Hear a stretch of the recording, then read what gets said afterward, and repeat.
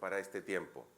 También es el mismo Espíritu Santo, que es el Espíritu de Dios, el que viene, se derrama y nos llena con poder. Y ya lo empezamos a experimentar. Entonces, como estaban diciendo, creo que fue Josiah que decía que necesitas la experiencia del Espíritu Santo y luego que recibes a Cristo, te es revelada la verdad de que Jesús es el Mesías, que Él es nuestro Salvador, la Biblia comienza a tomar sentido. Y comienza a tomar sentido la verdad de su amor, de su poder. Entonces ya lo hemos estado experimentando y ahora nos vamos a sumergir un poquito en las Escrituras. Entonces, vamos a ver un poquito cómo se veía el Espíritu Santo en el Antiguo Testamento desde el inicio. Yo voy a decir clic y tú avanzas, ¿ya? Ahí está, ahí está. La palabra que se usaba para hablar del Espíritu Santo en el Antiguo Testamento, en el hebreo, era ruaj. Di conmigo ruaj. Resalta la J, ruaj. Así con arcado, ruaj. Ahí está, ahí está. Y cuando se hablaba del Espíritu de Dios, se hablaba de ruaj Elohim. Ruaj Elohim. Y ruaj significa soplo, significa aliento, significa el sentir, el cómo se percibe, el experimentar algo que quizás no puedes tocar, pero que lo sientes, como el aliento, como cuando alguien sopla, como sientes el viento pero no lo ves. Esa es la misma palabra. Y Elohim significa el Dios supremo, el Dios sobre todo Dios, el Dios más grande de todos, el Espíritu más grande. Eso es lo que significa Elohim. Cuando se hablaba del Espíritu Santo, se decía Ruach HaKodesh. Yo pensé que lo iban a repetir. Ahí. Y cuando se hablaba de el Espíritu del Señor, el Espíritu de Yahvé, se decía Ruach Yahvé. Ruach Yahvé. Y en Génesis 1, versículo 2, ¿ustedes saben qué dice Génesis 1? Dice, en el principio Dios creó los cielos y la tierra. Y eso es todo. Y el versículo 2 dice, y la tierra no tenía forma y estaba vacía y la oscuridad cubría las aguas profundas. ¿Y quién? Y Ruach Elohim se movía en el aire sobre la superficie de las aguas. Y dice que se movía. Y el verbo que usaba ahí para decir que se movía era rakhaf, que estaba haciendo, se estaba moviendo, pero era un verbo activo, de moverse, hacer, y a la vez implica también, y se usa para decir, estaba gestando, estaba haciendo, creando algo. Entonces, si tú conoces Génesis 1, habla de cómo Dios va creando día tras día, ¿no? Sí, díganme que si conocen Génesis 1, la historia de la creación. Si no la saben, la leemos ahorita. ¿O sí la han leído? ¿Sí la han leído? Sí, porfa, háganme así. Sí. Ya, y si no, abren sus Biblias y ahí mismo mientras vamos hablando, ustedes van repasando Génesis 1. Entonces, cada día de Génesis 1, Dios va creando, va ordenando y le va dando un carácter, un sentido, un propósito. Y luego vuelve otra vez al día siguiente a crear algo más, a ordenarlo y darle un sentido. Y así cada día sucesivamente. Y establece un patrón de cómo es que se mueve el Espíritu Santo sobre lo que está desordenado, sobre lo que está vacío, aún sobre cada uno de nosotros. Entonces, desde el principio, el Espíritu de Dios no es solo la doctrina de cómo entendemos a Dios. No es solo la doctrina de la soberanía de Dios. Bueno, Dios así es y ya. Porque hay lugares donde, bueno, así es, la Trinidad y ya.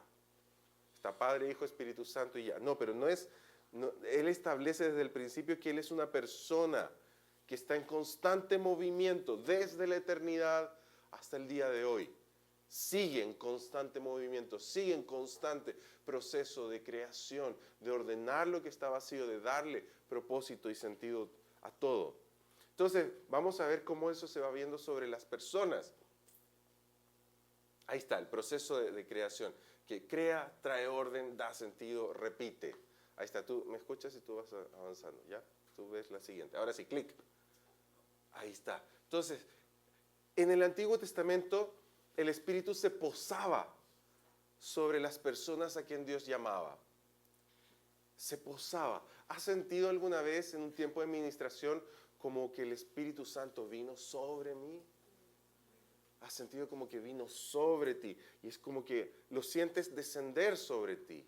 No solo dentro de ti, sino lo sientes descender sobre ti. Es exactamente lo mismo que recibían, que percibían las personas en el Antiguo Testamento. Y desde el principio de las historias bíblicas vamos a empezar a ver que había dones que se manifestaban a través de las personas sobre quienes Dios se posaba.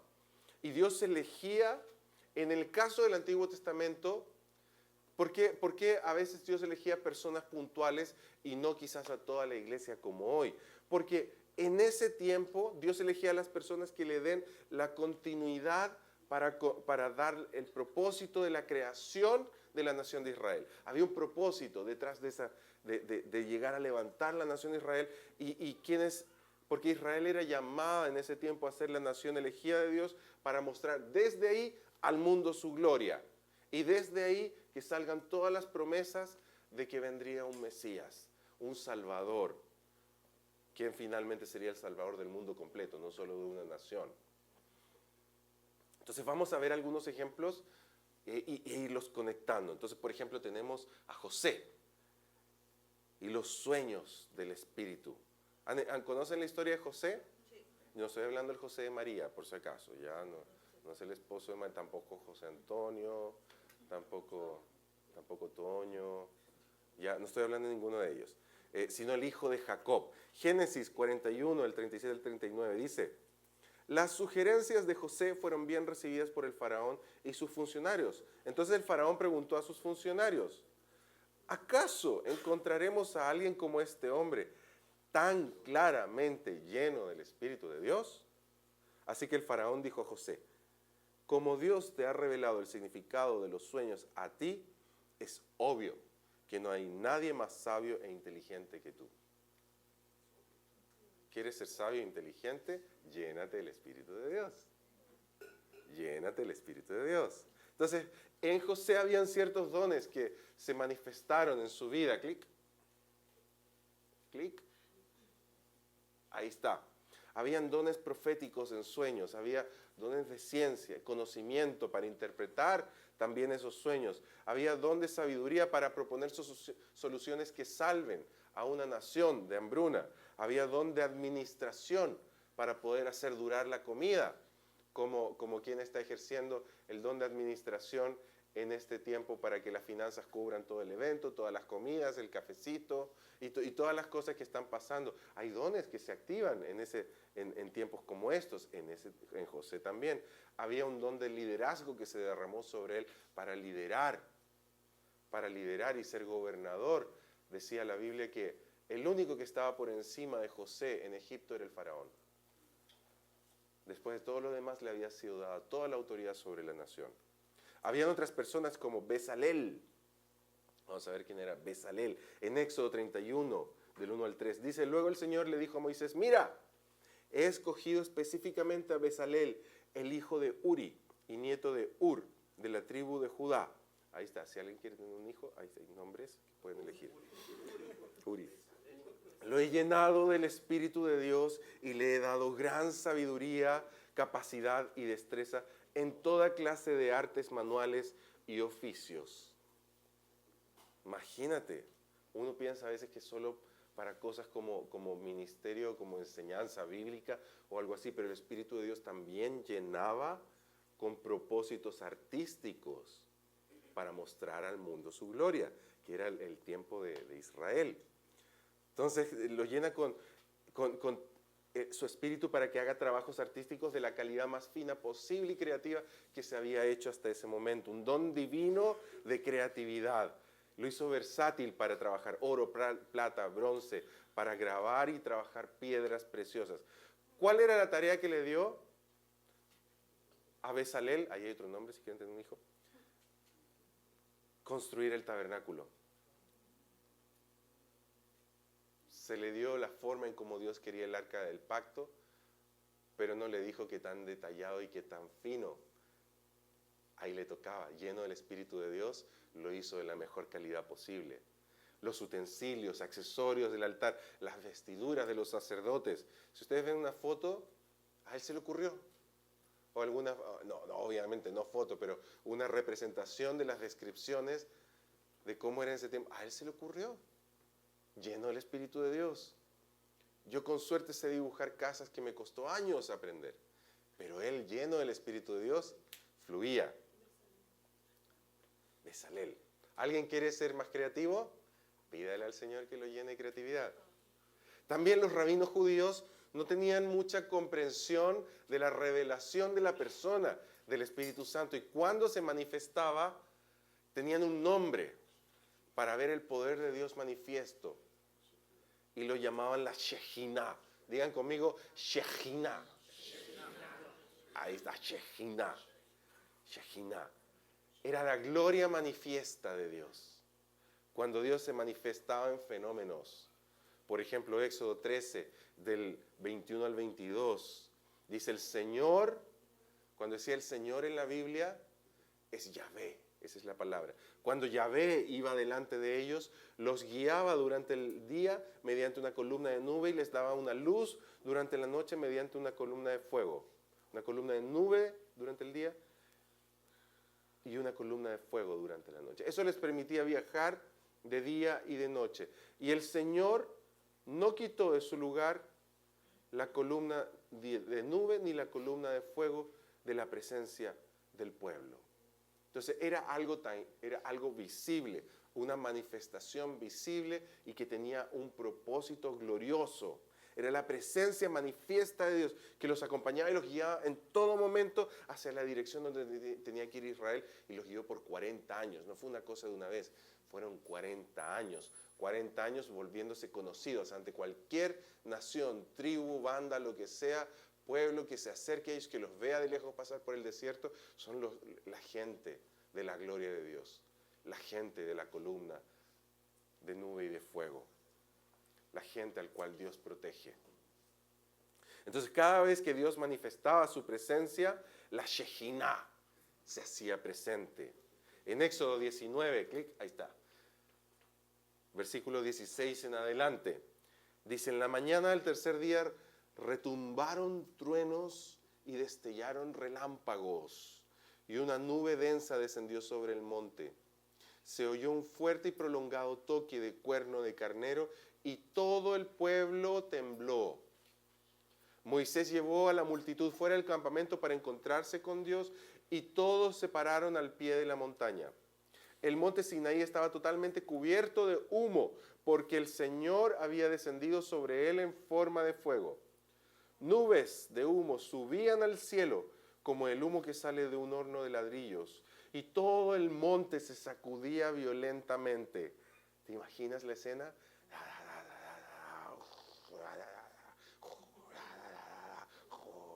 Presenciar eso, estar parado al lado de la erupción de un volcán, no es nada en cómo se habrá visto ver eso. A medida que el sonido del cuerno del carnero se hacía cada vez más fuerte, Moisés hablaba y Dios le respondía con voz de trueno. Y continúa. Esto también era cuando se manifestaba la presencia de Dios en el tabernáculo y luego en el templo de Salomón. Fíjate en Éxodo 40, en el tabernáculo, versículo 33 al 35. Después Moisés colgó las cortinas que daban forma al atrio que rodea el tabernáculo y el altar, donde estaba el arca del pacto y la presencia de Dios. Levantó la cortina en la entrada del atrio. Así por fin terminó Moisés el trabajo. Entonces la nube cubrió el tabernáculo y la gloria del Señor llenó el tabernáculo, la Shekinah. Moisés no podía entrar en el tabernáculo porque la nube se había posado allí y la gloria del Señor llenaba el tabernáculo. La nube de la gloria del Señor, lo vemos aquí otra vez. En Levíticos 16:2 también lo encontramos. Dice, el Señor le dijo a Moisés: advierte a tu hermano Aarón que no entre cuando quiera en el lugar santísimo que está detrás de la cortina interior. Si lo hace, morirá. pues allí está la tapa del arca, el lugar de la expiación, y yo mismo estoy presente en la nube que está sobre la tapa de la expiación. Entonces Dios establece que el arca era su trono. El arca era el trono de Dios en la tierra, y Él se manifestaba allí. Y cuando dice, yo mismo estoy presente en la nube. Ahí cuando todo eso lo traducimos en español, estoy presente en la nube, pero en el hebreo es Ra-Anán. Y Ra-Anán, Ra significa percibir y Anán significa la nube. Lo que estaba diciendo es que cuando descienda la nube y entres ahí podrás sentir mi presencia. Podrás percibir mi presencia. Mi presencia estará en la nube. Ahí me manifestaré yo. Números 11, del 25 al 26, dice, después el Señor descendió en la nube y le habló a Moisés. Entonces le dio a los 70 ancianos el mismo espíritu que estaba sobre Moisés. Y cuando el espíritu se posó sobre ellos, los ancianos profetizaron. Pero esto nunca volvió a suceder. Sin embargo, 2 hombres, Eldad y Medad, se habían quedado en el campamento, como los que se quedaron dormidos hoy se quedaron en su casa. Ellos estaban incluidos en la lista de ancianos, igual que ustedes en la lista de NS. Pero no se presentaron en el tabernáculo, no llegaron hoy. Aún así, el Espíritu también se posó sobre ellos y profetizaron allí en el campamento. Es como si hoy, ahora en el tiempo de administración, viniera su presencia, viniera con poder y aún así caiga sobre los demás que todavía no llegan. En el bus, en su casa, viendo Netflix, dormidos. Es como si aún así, por el hecho de ser parte de los que tenían que estar ahí, igual cayera sobre ellos. Así es la gracia de Dios. Así es la gracia de Dios. Igual congréguense, ¿eh? Este fue el primer momento en que hubo una intención de Dios de compartir su espíritu con más personas para capacitarlos para la obra de servicio, para que puedan gobernar al pueblo, para que puedan guiarlos en los principios de Dios. Y Moisés, si siguen leyendo después esos versículos, dice que a Moisés le hubiese encantado que todo el pueblo hubiese sido lleno. No era el tiempo, ya llegó ese tiempo. Primera de Reyes 8, del 10 al 13, dice, al salir los sacerdotes del lugar santo, otro momento, una densa nube llenó el templo del Señor. ¿Te fijas que siempre, cuando el Señor se manifestaba, sucedía esto? Los sacerdotes no pudieron seguir con la celebración a causa de la nube, porque la gloriosa presencia del Señor llenaba el templo del Señor. Los rabinos hubiesen dicho, la Shejinah descendió. Entonces Salomón, ya en el tiempo de la construcción del templo, del templo ya construido, dice Salomón oró, oh Señor, tú dijiste que habitarías en una nube, densa nube de oscuridad. Ahora te he construido un templo glorioso, un lugar donde podrás habitar para siempre. Entonces era la primera vez que se ejercía la adoración en ese lugar y la gloria de Dios empezó a descender. También el Espíritu de Dios no solamente se posaba en un lugar, no solo se manifestaba en un lugar, el Espíritu de Dios se manifestaba sobre los líderes de Israel, se posaba a través de ellos. Tenemos varios casos como Otoniel, que dice el Señor levantó un libertador para que los rescatara. Dice el Espíritu del Señor vino sobre él y Otoniel llegó a ser juez. Gedeón dice, fíjate lo que dice, el Espíritu del Señor tomó posesión de Gedeón. ¿A cuánto les gustaría que el Espíritu del Señor tome posesión de ti? Decía que era un tipo tremendamente cobarde, pero después que tomó posesión de él, era el más valiente de todos y levantó un ejército. De Sansón, dice, en ese momento el Espíritu del Señor vino con poder sobre él. Y aunque no tenía nada en la mano, Sansón desgarró al león como si fuera un cabrito. Así era la fuerza. Así era salvaje. Cosas salvajes pueden suceder cuando venga el Espíritu de Dios sobre ti. Por eso es tan importante ser vulnerable y decir, Señor, en los tiempos de administración aquí estoy. y tener la expectativa, si tu presencia va a venir sobre mí, Señor, que sea como en esos tiempos. Haz algo salvaje conmigo. Haz algo tremendo. No solo...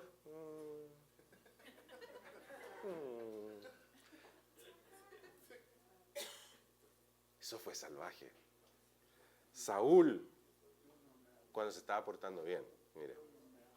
Dice entonces el Espíritu de Dios vino con poder sobre Saúl y también comenzó a profetizar. Iba Samuel con un grupo de estudiantes de profecía. Dice que vino el Señor sobre ellos y todos empezaron a profetizar y también sobre Saúl. Y como Saúl estaba cerca de ellos, también le cayó a él y empezó a profetizar. Y empezó y algo incontrolable. Así lo describe esa escena si la estudias. De David, dice el Espíritu del Señor vino con gran poder sobre David. Desde ese día en adelante. Vemos ejemplos de David en el Salmo 119. Está lleno de salmos. Pero el versículo 10 dice, me esforcé tanto por encontrarte, no permitas que me aleje de tus mandatos. Alguien que ha experimentado la presencia de Dios tiene este clamor. Alguien que ha estado en los atrios. David decía, Señor, mejor un día en los atrios de mi Dios que 1000 años fuera de allí. Es hambre de Dios. Y dice en el versículo 49, dice, Señor, recuerda la promesa que me hiciste, es mi única esperanza. Tu promesa renueva mis fuerzas, me consuela en todas mis dificultades. Las promesas que le dio a David, que yo estaría contigo y que de tu descendencia vendría un Mesías. Tantas promesas que le hizo Dios a David.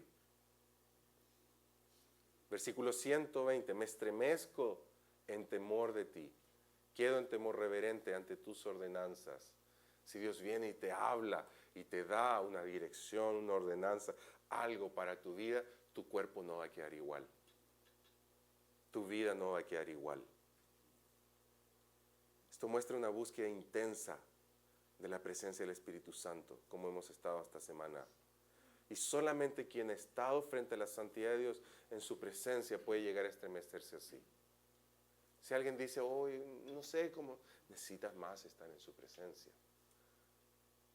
Si no conoces lo que es estremecerse ante su presencia, ante su glorioso poder, que la Shejinah de Dios descienda sobre ti. Necesitas buscar eso. El Espíritu Santo llamaba a grandes profetas. A Daniel 4:9 dice, le dije a Belsasar, jefe de los magos, sé que el Espíritu de los dioses santos está en ti. Este era Nabucodonosor hablándole a Daniel, que le habían puesto ahí Belsasar. Y que ningún misterio es demasiado difícil para ti. Escucha mi sueño que tuve y dime lo que significa. Nabucodonosor, un pagano, politeísta, que creía en varios dioses, le dice, el Espíritu de los dioses, el más grande de todos, te acompaña.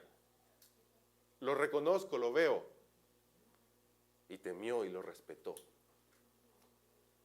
Daniel 1:8 dice, durante el 3er año del reinado de Belsasar, yo, Daniel, tuve otra visión después de la que ya se me había aparecido. Era normal sobre los profetas, sobre quienes el Espíritu Santo llamaba para propósitos de la continuidad de Israel, que tengan visiones que anunciaban el porvenir y que explicaban los misterios. No era algo solo del Nuevo Testamento, no era algo solo de hoy, era algo que comenzó ahí en ese tiempo. Los sueños, ¿qué son los sueños? Son profecías, visiones nocturnas. Pero también pueden suceder en tiempos de oración, tiempos de llenura del Espíritu Santo. Si andas lleno del Espíritu Santo, te puede suceder caminando en la calle. En todo momento. Elías y Eliseo, Elías en 1 Reyes 18, dice, pero tan pronto como te deje, cuando le estaba hablando a Eliseo, el Espíritu del Señor te llevará a quién sabe dónde. A Eliseo, 2 Reyes, dice, cuando los miembros del grupo de profetas de Jericó vieron desde cierta distancia lo que había sucedido, exclamaron, el Espíritu de Elías reposa sobre Eliseo. Entonces fueron a su encuentro y se inclinaron hasta el suelo sobre él. Ven cómo viene Hace tanto tiempo el Espíritu Santo moviéndose. La promesa de la revelación y la venida del Espíritu Santo también sucedió a través de los profetas, fue anunciada. Isaías 61:1 dice, hablaba del Mesías. Dice, el Espíritu del Señor soberano está sobre mí porque el Señor me ha ungido para llevar buenas noticias a los pobres. El Salvador sería alguien lleno del Espíritu Santo. Toda una profecía de Jesús anunciando que todo lo que él haría sería por medio del Espíritu Santo. Joel 2:28-29. Hay mucha Biblia, vamos a seguir viendo. Después de hacer todas esas cosas, derramaré mi Espíritu sobre toda la gente. Sus hijos e hijas profetizarán, sus ancianos tendrán sueños y sus jóvenes tendrán visiones.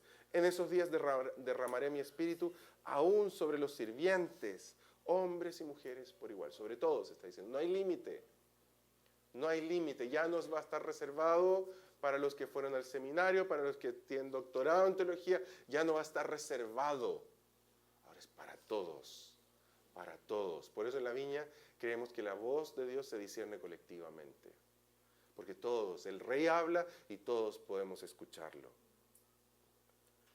Esta profecía de Joel marca la diferencia de lo que el mundo sacerdotal tenía entendido que hacía el Espíritu, de que era como algo solo jerárquico.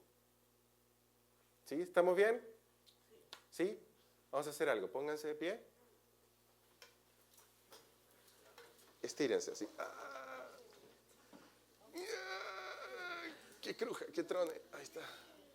Las rodillas. Las rodillas. Al otro lado. El cuello.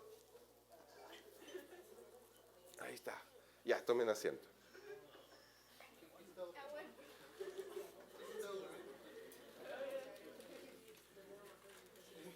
Para que fluya la sangre. Para que fluya la sangre. ¿Están listos? Ya. Vamos a ver ahora el Espíritu Santo en el Nuevo Testamento. Llega Jesús, anuncia el Espíritu Santo y viene el Espíritu Santo. ¿Cómo empieza a suceder? Obviamente el Espíritu Santo la mayoría fue escrito en griego, entonces vamos a pasar por ahí. La palabra para hablar del Espíritu era la palabra neuma. Neuma, que significa viento, aliento, espíritu igual. Y en vez de Hakodesh en griego era agión, que significa santo, consagrado.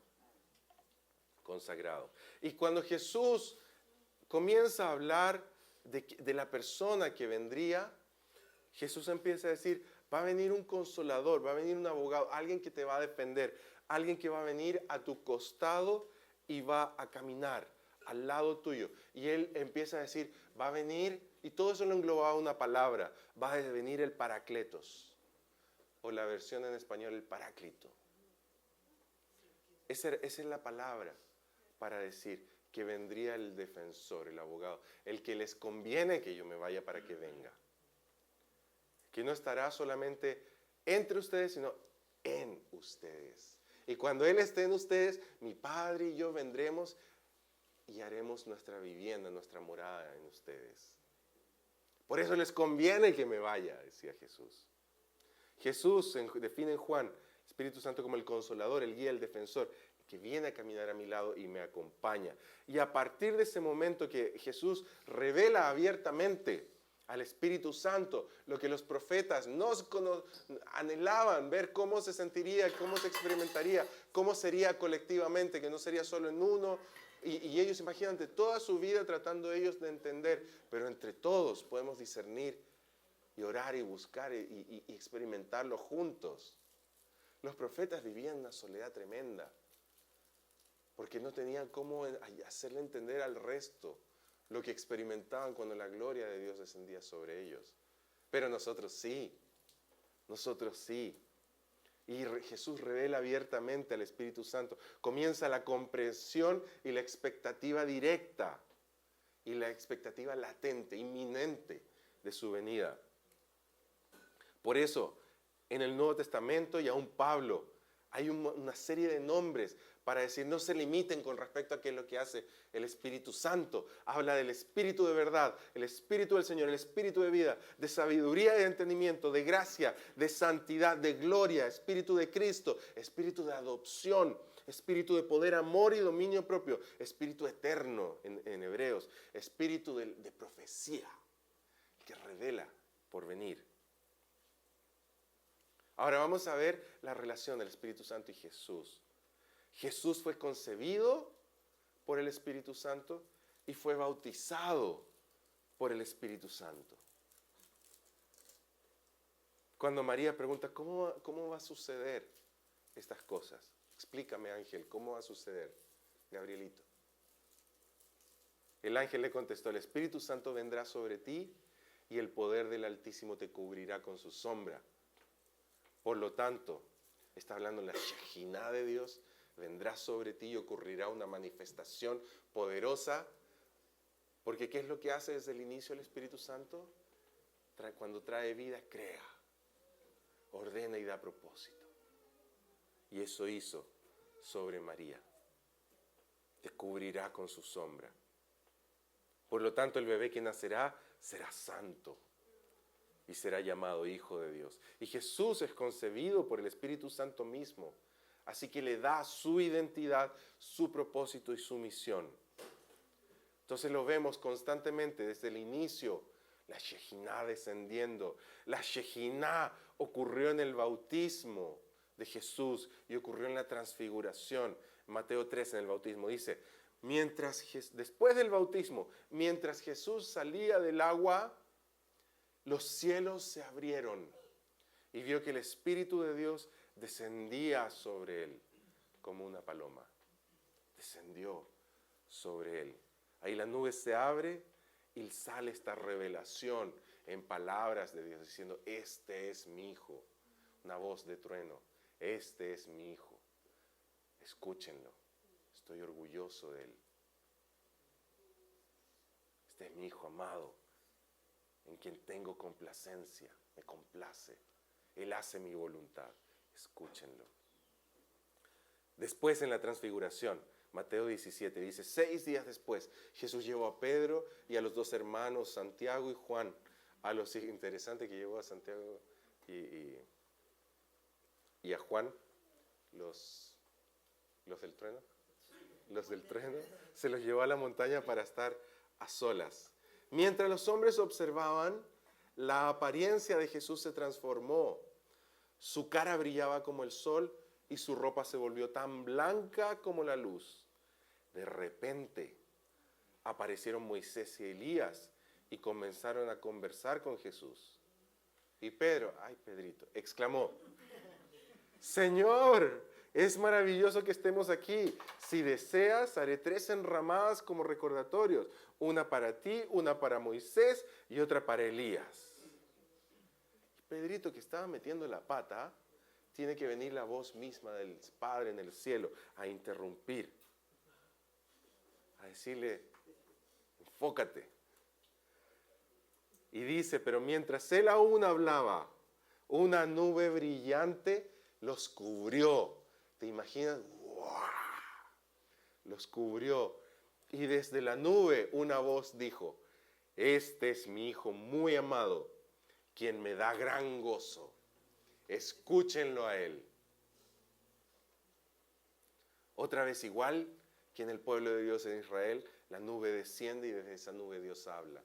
La nube descendía sobre el arca y desde ahí él hablaba las ordenanzas para el pueblo. Igual era otro momento en que la presencia de Dios descendía, la Shejinah, la gloria de Dios descendía y desde ahí él se comunicaba, hablaba. Hoy podemos experimentar la gloria de Dios cuando desciende sobre ti y te habla y tú puedes escuchar su voz. Llega el libro de los Hechos, se cumple la profecía de Joel, la promesa de Jesús que él dijo y les enviaré, lo envía finalmente. ¿Y cómo se sintió ese envío? Vamos a Hechos 2, versículo 1 al 4. Dice, en el día de Pentecostés, todos los creyentes estaban reunidos en un mismo lugar. De repente se oyó un ruido desde el cielo. ¿Se acuerdan? ¿Se acuerdan? Relámpagos, truenos, cuando se manifestaba la gloria de Dios, aquí empieza a pasar otra vez. Parecido al estruendo de un viento fuerte e impetuoso que llenó la casa donde estaban sentados. Luego, algo parecido a unas llamas o lenguas de fuego aparecieron y se posaron sobre cada uno de ellos. ¿Te acuerdas que leímos unos versículos en que decía que la gloria de Dios descendía y de ahí salía fuego? Y en otros versículos dice que salía fuego que consumía la ofrenda en el altar. Y todos los presentes fueron llenos del Espíritu Santo y comenzaron a hablar en otros idiomas, conforme el Espíritu Santo les daba esa capacidad. Y ahí comienza a suceder un momento glorioso en que no se podían contener. Todos empiezan a hablar un mismo idioma, una unidad gloriosa, gloriosa. Y algunos no entendían y decían, ¿qué significa esto? Y Pedro, lleno del Espíritu Santo, comienza a dar un sermón. Y dice, líderes del pueblo y ancianos. Y comienza a dar su sermón y les explica todo lo que estaba pasando. Ya lleno del Espíritu Santo, revelando directamente el Espíritu Santo al corazón y al intelecto de la gente para conectar todas las Escrituras. Porque eso es lo que hace el Espíritu Santo. Te revela y te conecta y te hace entender el misterio, la revelación de Dios. Hechos 4:31 dice, después de esa oración, el lugar donde estaban reunidos tembló y todos fueron llenos del Espíritu Santo. Entonces predicaban la palabra de Dios con valentía. Cuando descienda el Espíritu de Dios sobre ti, aquí ocurrió un hecho igual que el de Gedeón. Fueron llenos, fueron poseídos por el Espíritu y les dio una valentía para que no les importe ni siquiera su vida arriesgarla por predicar el Evangelio. ¿Te fijas cómo lo sigue haciendo desde el inicio de la creación a lo largo de toda la historia de Israel, en el Nuevo Testamento, en el crecimiento de la iglesia hasta hoy? Entonces empieza a organizarse la iglesia. ¿Y qué era el requisito básico? Que se sepa la Biblia en memoria. ¿Cuál era? Hechos 6:3. Por lo tanto, hermanos, escojan a 7 hombres que sean muy respetados, de buen testimonio, y estén llenos del Espíritu Santo y sabiduría. A ellos les daremos esta responsabilidad. Como ya estaba revelado el Espíritu Santo, ya lo podían conocer y comprobar lo esencial que era para la obra del ministerio. Así como cuando fueron llenos los ancianos en el pueblo de Israel para poder ministrar y gobernar al pueblo, acá también era necesario que sea gente llena del Espíritu. Se volvió un requisito ser lleno de él para poder servir a los demás. Hechos 8:29. El Espíritu guió a Felipe y le dijo dónde ir. Le dijo, acércate y camina junto al carro, a la carreta, donde finalmente tuvo un encuentro glorioso y terminó bautizando a una persona. Te puede pasar a ti también. Te puede pasar a ti también en la calle, hoy, que te guíe a quién acercarte. Hechos 10:44-45. Dice, mientras Pedro decía estas cosas, él estaba predicando sobre gente que ni siquiera sabía si pertenecían al pueblo de Dios porque no eran judíos. Y habían otros judíos por ahí, pero la mayoría no eran judíos. Dice, mientras Pedro decía estas cosas, el Espíritu Santo descendió sobre todos los que escuchaban el mensaje. Entonces, ¿qué pasó? Cuando descendía el Espíritu Santo, ocurrían manifestaciones. No era potente. Era potente. Era potente. Era evidente, era visible que estaban siendo llenos. No lo podía fabricar porque era colectivo. Dice, los judíos creyentes que fueron con Pedro quedaron asombrados de que el don del Espíritu Santo también se hubiera derramado sobre los gentiles, sobre los que no eran judíos. Hechos 15:28. Cómo conversaban con el Espíritu Santo y se ponían de acuerdo a dónde los guiaba en la misión. Dice, pues les ha parecido bien al Espíritu Santo y a nosotros no imponer sobre ustedes ninguna carga mayor que estos pocos requisitos necesarios. Se habla de la forma de gobierno de la iglesia y en otros versículos también, el Espíritu Santo me impidió ir a tal lugar.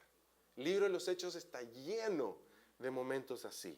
Les decía dónde ir, dónde no ir, a quién hablar, hacia dónde moverse, a quién acercarse, a quién evitar.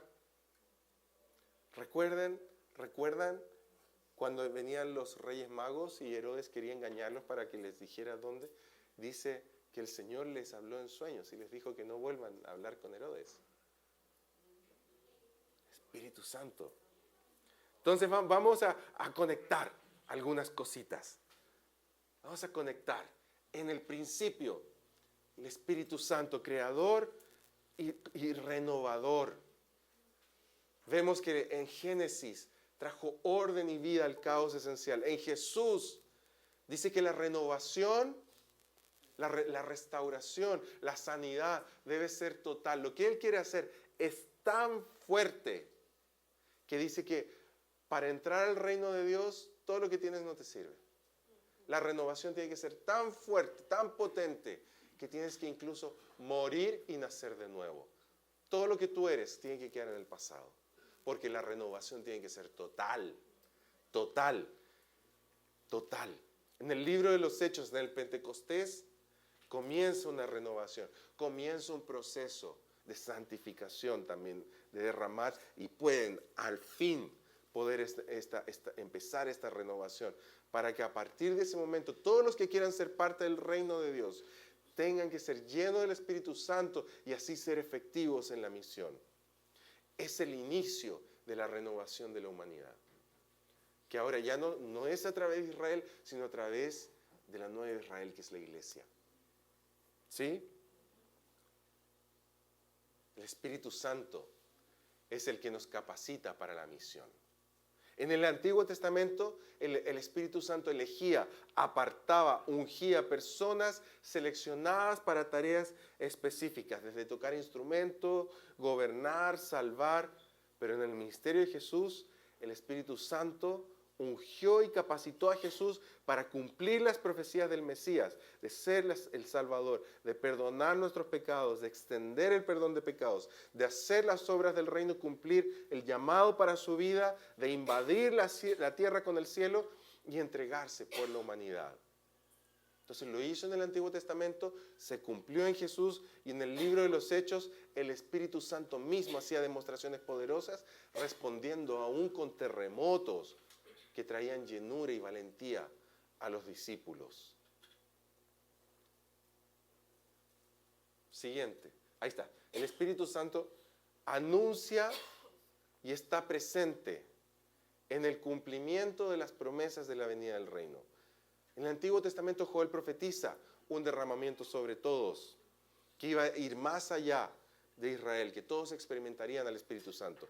Jesús, después de resucitar, sopla sobre sus discípulos, otorgándoles el Espíritu Santo y la capacidad de perdonar pecados. En el libro de los Hechos, Pedro anuncia, se acaba de cumplir. Esa profecía aquí, somos testigos oculares. De primera mano, estamos viéndolo, un momento histórico, eterno, y marca un hito en el avance del reino de Dios. Básicamente fue la orden de decir, ataquen, ataquen, arrasen con las tinieblas. Si te fijas, esta orden, arrasen, es tan crucial, porque en cualquier enfrentamiento contra alguien del reino, cuando alguien se le oponía, Dios arrasaba. El faraón se le opuso a Dios y Dios arrasó con Israel. Aún en el final de los tiempos, en la batalla final, no va a ser una batalla. Va a ser un intento tan insignificante. Y el que está sentado en el caballo blanco arrasará y ejecutará, echándolos al lago de fuego, al diablo de sus demonios. Ni siquiera va a tener comparación, no va a ser ni siquiera un esfuerzo del diablo. Así arrasa a Dios. Y esa orden tú la has recibido a partir del momento de la llenura y el empoderamiento del Espíritu Santo. Arrasa. El Espíritu Santo, su mover en la libertad de Israel y también de los cristianos hoy. El Espíritu Santo liberó a Israel enviando señales y prodigios que destruyeron la obra de los egipcios. Y ese es como el anticipo de lo que Jesús haría después, enfrentando al diablo y a los demonios. ¿Hubo algún demonio que le dijo a Jesús, no voy a salir? No, ¿sabes qué? Creo que te falta ayuno y oración. ¿Hubo alguno que se le atrevió a enfrentar hacia Jesús? No, caían rendidos, diciendo, tu presencia me atormenta. Has venido a atormentarnos. Así de imponente era la presencia de Jesús sobre el reino de las tinieblas. Comienza la iglesia con el derramar del Espíritu Santo y también anuncia el segundo retorno, pero también es la evidencia, la llenura que tú experimentas, es la evidencia y el empoderamiento, la anticipación cuando viene la iglesia, para que lo recibamos y continuemos con el ministerio de Jesús. Y en su venida el Espíritu Santo nos capacita a nosotros los creyentes para tomar esa obra y continuarla con la misión de llevarla hasta el fin. Entonces, en resumen, resumiendo, no, todavía no, ahí está. El Espíritu Santo ha estado desde el inicio. Es el hilo conductivo a través del cual Dios crea, llama, libera a Israel, capacita a personas y establece la nación de Israel. Cuando Israel cae, sigue su llamado, sigue a través, anuncia la llegada del Salvador, lo profetiza, luego concibe el Espíritu Santo en María, milagrosamente a Jesús, lo llama a Jesús, lo capacita para la obra de la redención, le entrega la misión después a la iglesia para continuar con la salvación y la renovación de la humanidad. Entonces, cuando yo entiendo todo esto que ha estado haciendo el Espíritu Santo desde el inicio de la creación hasta hoy en día, yo puedo tener certeza de la estabilidad y confiabilidad en el Espíritu Santo. Él es tan consistente, es tan consecuente, porque lo viene haciendo desde el inicio. Él nunca cambia, siempre ha sido renovador, siempre ha sido creador, siempre ha estado guiando con precisión a que se cumpla lo que Dios desea. Quiero dejarles después esos versículos para que mediten en 1 Corintios 2 completo. Estudien ese y el siguiente. No, por tiempo no se los voy a leer, pero estudienlo completo. Estudienlo completo. Estudienlo completo. Lo que quiero decirles es esto.